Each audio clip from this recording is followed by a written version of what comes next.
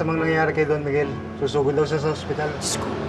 Ano kaya nangyari kay Don Miguel? Patient showing some signs of the stroke. We need to go through a series of tests para makasigurado tayo. Nag-aalala kami para kay Tina at kay Chichi. Ngayong may nangyari kay Don Miguel, mahihirapan ka ng alagaan sila. Ako na ang bagong guardian ni Tinay ngayon. And as far as I can remember, pinamigay niyo na sila sa amin. Kumusta na kaya sina Tinay at Chichi? Alam ko kung gaano nila kamahal si Don Miguel. Sana nandun ako para mapasaya sila. Ang kukulit ninyo eh. Umuwi na nga kayo. Asan na si G-Pop? Nani, huwag ka nang makulit. Hindi sa'yo magbabansay kay G-Pop. Aalagaan natin sa... Nanay, tama na. Asan na po si G-Pop?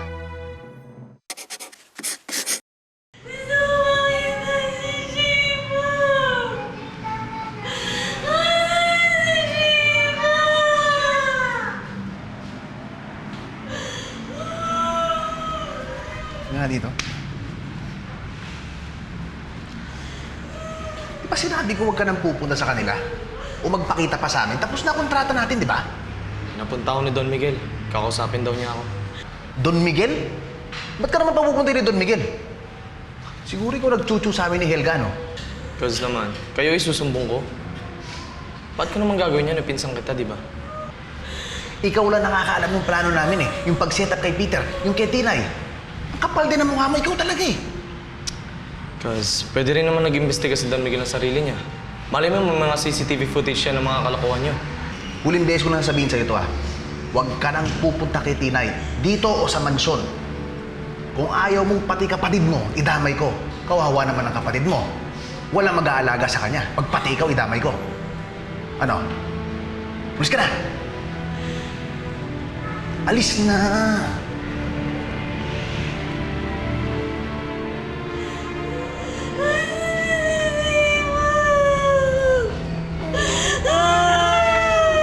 Tumahimik ka na nga. Nabubwisit na ako sa'yo ha. Puro ka na lang iyak. Tumahimik ka na, naiirita ako sa'yo.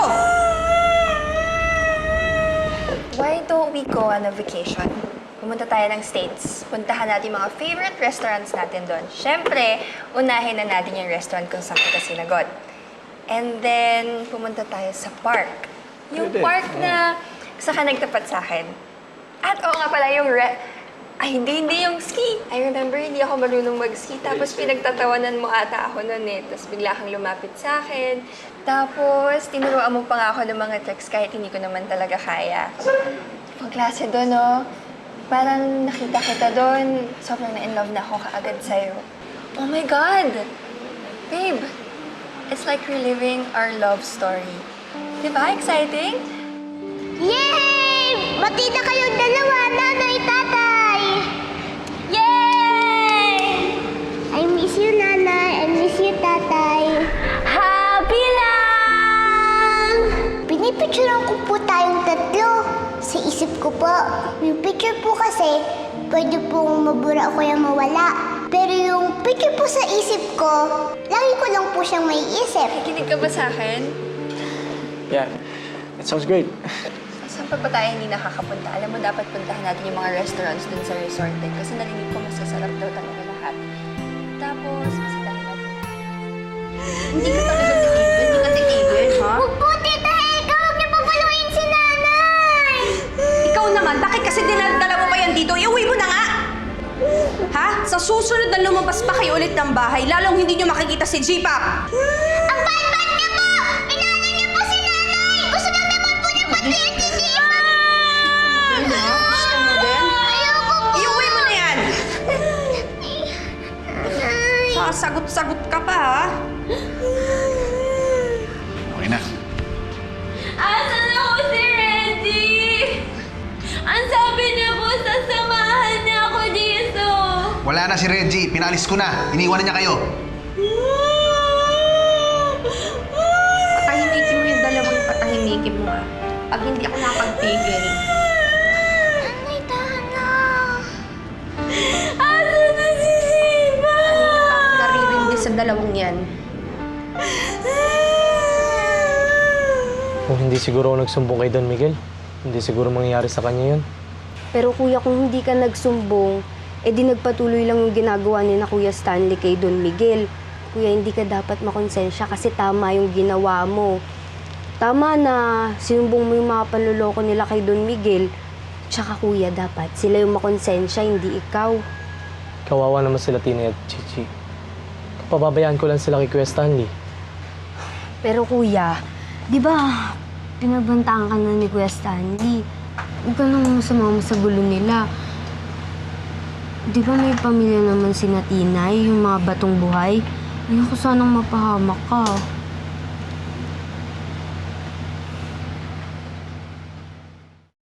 Your father's okay.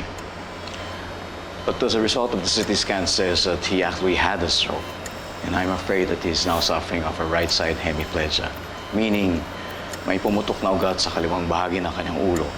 Kaya paralyzed ang kanang bahagi ng kanyang katawan. Dahil dito, even his speech is affected. He should be taking his medication soon. And he will be needing a physical therapist para mas mapabilis ang kanyang recovery. But don't you worry. The signs are positive. He'll be recovering in no time. Thank you po, Doc.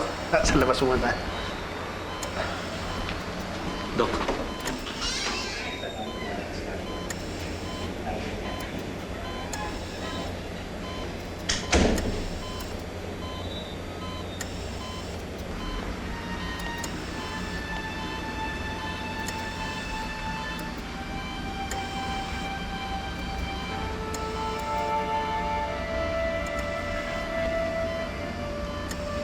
I wanted to blame myself for what happened to you, Papa. But I realized that this is all your fault. Ikaw ang nagtulak sa akin para gawin ang mga bagay na to. Sa pagpapaya mo sa akin, sa pagpaparamdam mo sa akin na mas mahal mo si Ate Lorna kahit wala na siya. Lalo na nang dumating sila Tinay at ang mga batong buhay.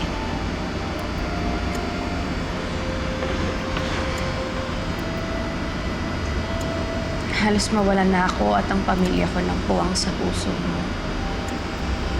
You put me in a very difficult position. That's why I had to get rid of them. Dahil hindi naman ako makakapayag na mapunta lang sa kanila ang yaman mo na ako naman talagang nagpakahirap. Ikaw ang nagtulak sa akin para gawin yun sa kanila. And now you're paying the price for neglecting me.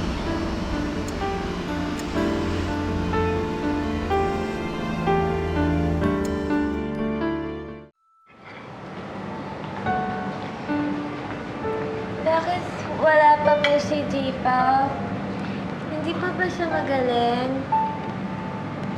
Gusto ko na siya makita. Nanay, pagbinintuhan na po natin si Jipa. Manang!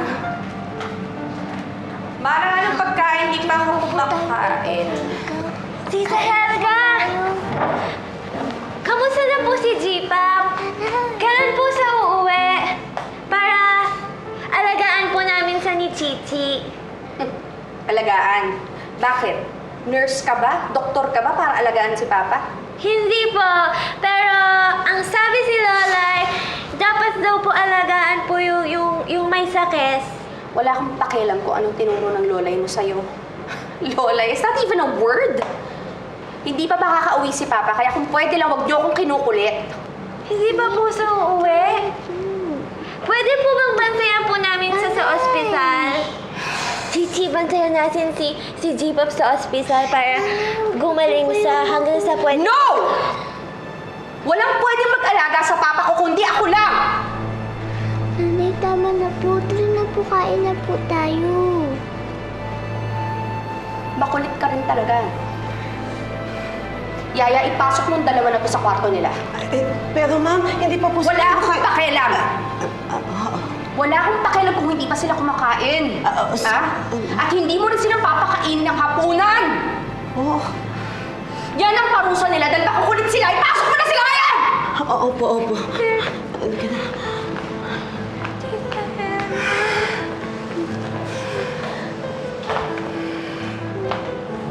Nanay, sabi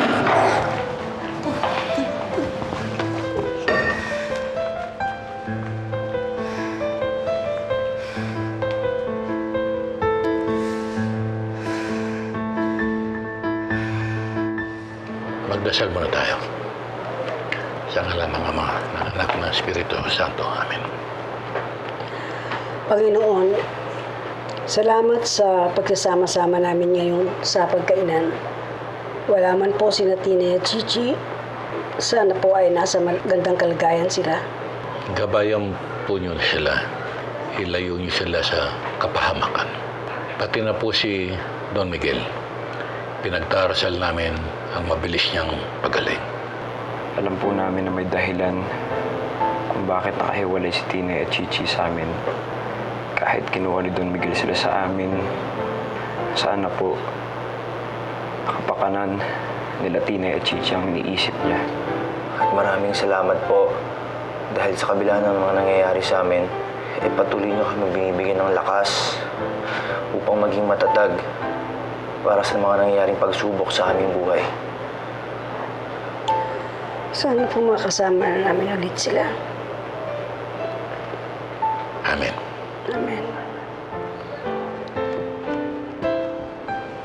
Nanay, huwag niyo na po pipilitin si Tita Helga, na pumunta po tayo sa ospital. Kasi po, nakakatakot po mag-aalis si Tita Helga eh.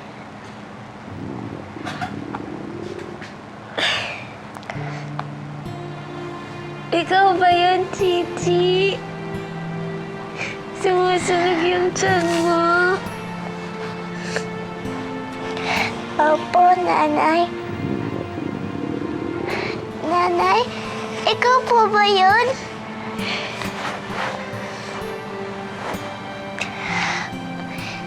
Hindi po kasi tayo nakakain eh. Sorry, Chichi. Kasalanan ko. Kasi pinilis ko pa si Tita Helga. Gusto ko kasi makisa si J-Pop. Okay na po yun, Nanay. Di ba nga po yung matatanda? Hindi po sila kumakain ng hapon kasi po nagda-diet po sila.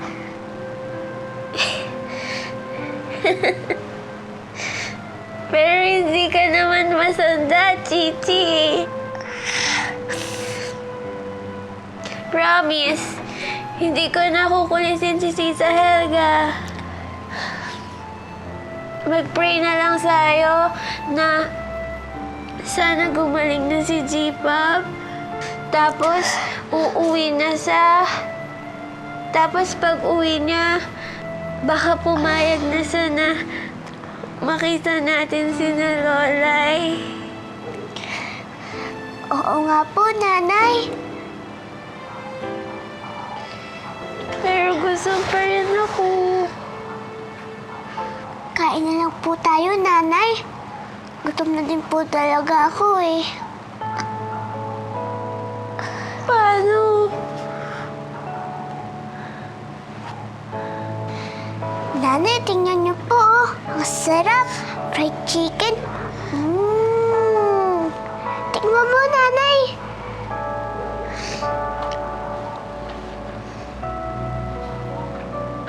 Ang sarap nga. Bibigyan din kita. Tapos, eto. May hotdog. Ako din.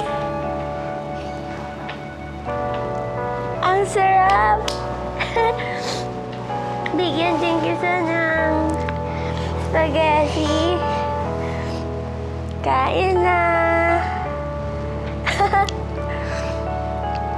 Ikaw din, Nanay. Spaghetti. Susubuan naman kita.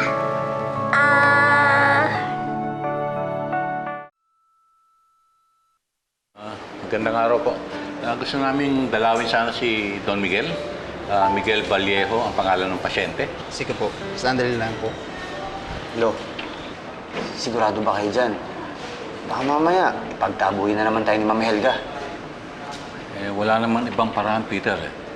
Kailangan makausap na natin si Don Miguel para malaman natin kung bakit tayo pinatawag. Malakas ang kutob ko kasi na may kinalaman to kay Tinay at kay Chichi. Excuse po, Miguel Vallejo po. Opo. Natisas na po siya.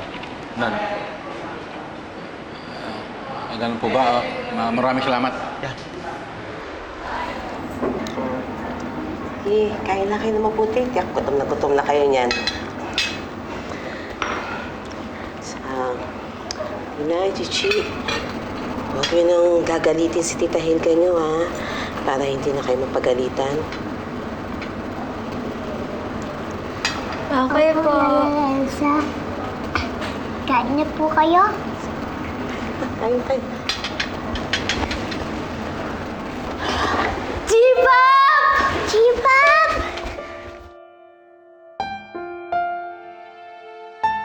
Jibab! Nandito na po kayo, Tipap. Buti na lang po. Umuwi na po kayo. Kasi ayaw po ni Tita Helga pumayag na nadalawin po kayo. Oo nga po, Jibab. Tapos si Nanay po pinapagalitan po ni Tita Helga. Kawawa nga po si Nanay eh.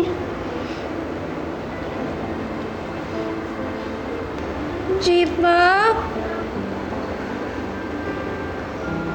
Jibab, ano po bang sakit niyo? Mas ayaw niyo po kaming kausapin. Jibab, galit po ba kayo sa amin?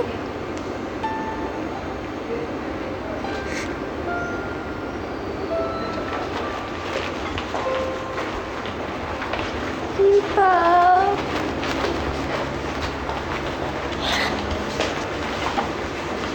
Huwag nga kayong lumalapit kay Papa. Parang hindi pa nga kayo naligo eh. Mahina pa resistensya ni Papa. Baka kung anong mayroong germs kayo, mahawa pa yan. Sorry po, ma'am. Tinay, Chichi, sige na. Balik kayo ng pagkain. Ano pong nangyari kay Tipap? Bakit hindi niyo po kami kinakausap? Nurse, ipasok mo na nga sa kwarto si Papa. Sofia, samahan mo si Lolo mo. Tipap?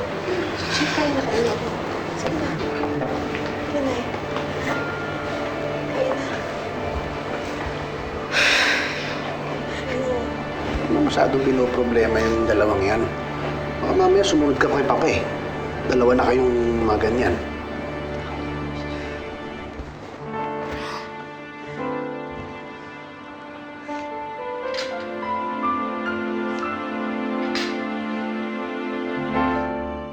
Naapektuhan kasi yung pagsasalita ni Don Miguel dahil sa pinsala o stroke sa utak niya. Kaya hindi pa siya makapagsalita ng maayos ngayon. Pero ipapatherapy siya ni Ma'am Helga kaya babalik din naman siguro sa dating pagsasalita niya. Kawawa naman si J-Pop. Gusto ko siyang alagaan para gumaling sa agad. Nung nagkasakit si Lola inalagaan ko siya. Tapos gumaling. Ako nga din po, Nanay eh. Gusto kong alagaan si Jibab. Very good, Chichi. At saka, pag magaling na si J-Pop, masasabi na natin kay J-Pop na bad sa atin si Tita Helga. Tapos po, makakauwi na po tayo kay na Mama La? Oo. Para happy lang ulit. Maraming salamat po, Lola Ani. Peter, natuloy niyo ako. Tao ka nagpunta rito, kaya tao ka rin namin haharapin. Ano ba kasing sadya mo, Archie? Nagpunta ako dito para sabihin sa inyo na willing akong tumulong na mabawi natin si Tinay tsaka si Chichi. Tapos anong gagawin mo, Archie? Pag nakuha na namin si Chichi, itatakas mo na naman siya. Hindi mo na kami maluloko. Hindi, Peter. Seryoso ako. Kapalit ng pagpayag niyo na makita ko si Chichi. Eh, hindi ba pinagbawalan ka na ng korte na makita si Chichi? Alam ko po, Lola Ani. Pero nasa pamilya niya pa rin naman po yung huling desisyon, di ba? Kaya hiling ko na ako kung sakali. Kayo na ho mismo magbigay ng karapatan sa akin makita yung anak ko. Sa dami ng ginawa mo kasalanan sa amin. Paano ka nakakasiguro na may tiwala pa kami sa'yo, Archie? Bawat tao ay may karapatang bigyan ng pagkakataon para itama ang kanyang pagkakamali. Salamat sa alok mong tulong, Archie. Asahan mo, oras na bumalik dito si Tinay at Chichi, hindi ka na namin pagbabawalan na makita ang anak mo. Maraming salamat to, Lola Annie. Hindi niyo pagsisisihan yung tiwalang binigay niyo sa akin. Pabawiin po natin si Tinay at si Chichi.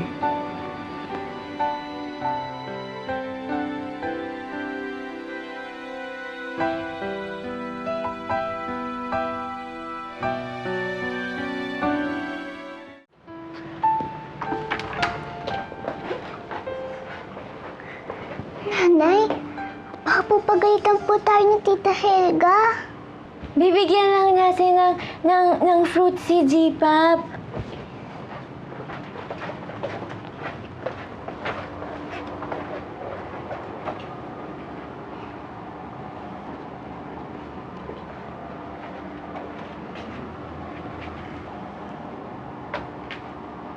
J-Pop, kain po kayo ng fruits para po gumaling po kayo agad. Sabi po ni Lola, pampagaling daw po ang fruits. J-Pop, pagaling ka na po. Para masabi na po kay Tita Helga na wag na po siya maging bad sa amin ni nanay. Opo, J-Pop. Para happy lang. Kain na po kayo.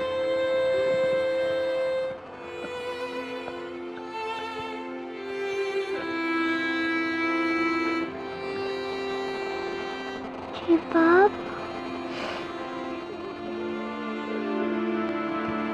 Bakit po kayo umiiyak?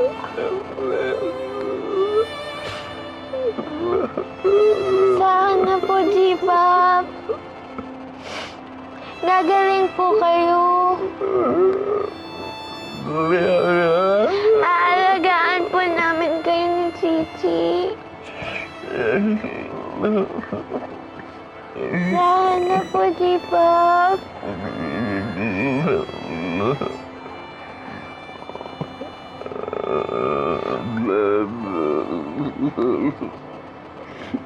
Para gumaling po kayo.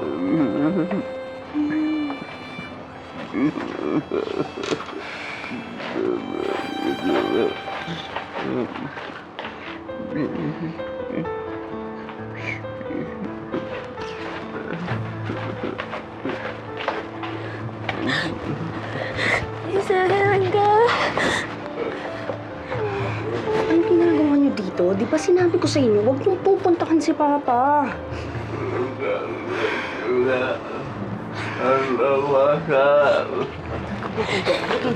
Dito!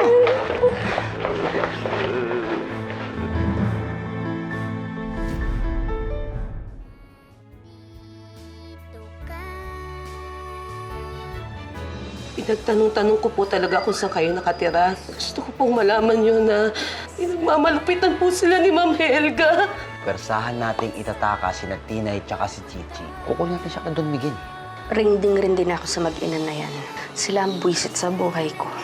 Ba't di nila kaya natin isoli yan sa mga batong buhay? Para wala tayong sakit ng ulo. Talaga po! Thank you po! Tita Helga! Brutal para naman kay mga pusang ligaw na pilit sumisiksik sa amin. Yan ang nararapat sa inyo! Tita